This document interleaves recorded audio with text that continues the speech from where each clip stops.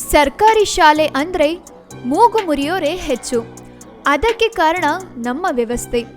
ದಾವಣಗೆರೆ ಜಿಲ್ಲೆಯ ಚನ್ನಗಿರಿ ತಾಲೂಕಿನಲ್ಲಿ ಒಂದು ಸ್ಕೂಲ್ ಇದೆ. ಮಳೆಗಾಲ ಆರಂಭವಾದ್ರೆ ಅಲ್ಲಿಗೆ ಹೋಗ್ಬೇಕು ಅಂದ್ರೆ ಬೋಟ್ ಬೇಕೇ ಬೇಕು, ಇಲ್ಲ ಅಂದ್ರೆ ಸ್ವಿಮ್ಮಿಂಗ್ ಆದ್ರೂ ಕಲ್ತಿರ್ಬೇಕು. ಯಾವುದು ಆ ಶಾಲೆ ಅನ್ನೋದಕ್ಕೆ ಇಲ್ಲಿದೆ ಒಂದು ರಿಪೋರ್ಟ್.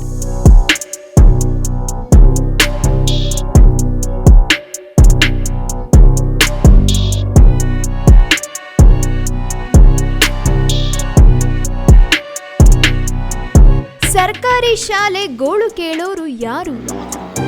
ಈ ಶಾಲೆಗೆ ಹೋಗೋಕೆ ದೋಣಿ ಬೇಕು. ಈಜು ಕಲಿತರೆ ಮಾತ್ರ ಈ ಶಾಲೆಗೆ ಪ್ರವೇಶ. ಈ ಶಾಲೆ ಇರೋದು ಎಲ್ಲಿ ಗೊತ್ತಾ?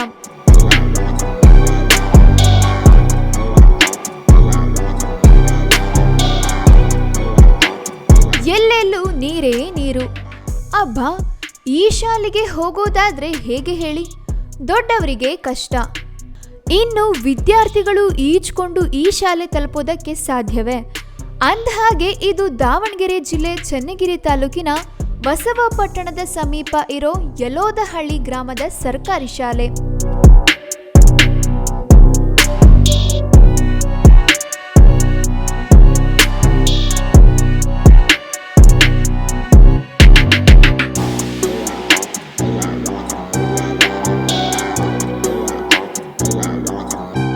ಮಳೆಗಾಲ ಬಂದ್ರೆ ಪ್ರತಿ ವರ್ಷ ಇದೇ ಹಣೆ ಬರಹ.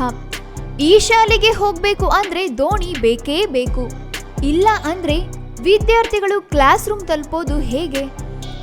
ಮೊದಲು ಈಜು ಕಲಿತ ಮೇಲೆ ಅಕ್ಷರ ಕಲಿಬೇಕೋ ಏನೋ.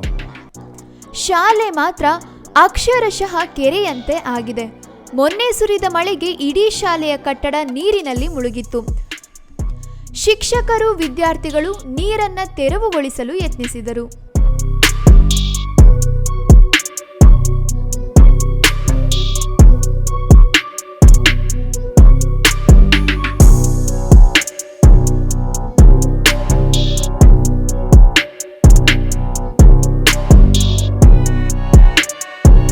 ಸರ್ಕಾರಿ ಶಾಲೆಯ ದುರಸ್ತಿ.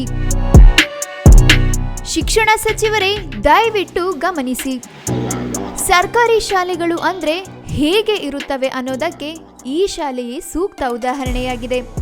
ಇತ್ತೀಚೆಗೆ ಸುರಿದ ಮಳೆಯಿಂದ ಶಾಲೆಗೆ ನೀರು ನುಗ್ಗಿದ್ದು ಗ್ರಂಥಾಲಯದ ಪುಸ್ತಕಗಳು, ಶಾಲಾ ದಾಖಲೆಗಳು, ಪ್ರಯೋಗಾಲಯದ ಉಪಕರಣಗಳು, ಕ್ರೀಡಾ ಸಾಮಗ್ರಿಗಳು ಹಾಳಾಗಿ ಹೋಗಿವೆ.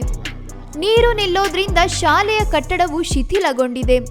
ಚಾವಣಿಯು ಕೂಡ ಸೋರುತ್ತಿದ್ದು ಮಳೆಗಾಲದಲ್ಲಿ ವಿದ್ಯಾರ್ಥಿಗಳು ಪಾಠ ಕೇಳೋದಕ್ಕೆ ಸಾಧ್ಯವೇ ಎಂದು ಪೋಷಕರು ಪ್ರಶ್ನೆ ಮಾಡ್ತಾ ಇದ್ದಾರೆ.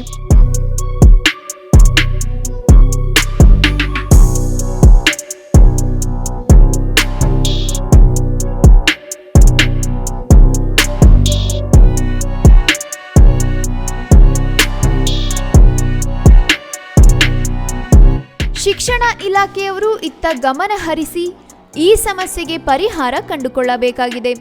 ರಾಜ್ಯದಲ್ಲಿ ಇದೊಂದೇ ಅಲ್ಲ, ಸಾಕಷ್ಟು ಸರ್ಕಾರಿ ಶಾಲೆಗಳ ಸ್ಥಿತಿ ಶೋಚನೀಯವಾಗಿದೆ.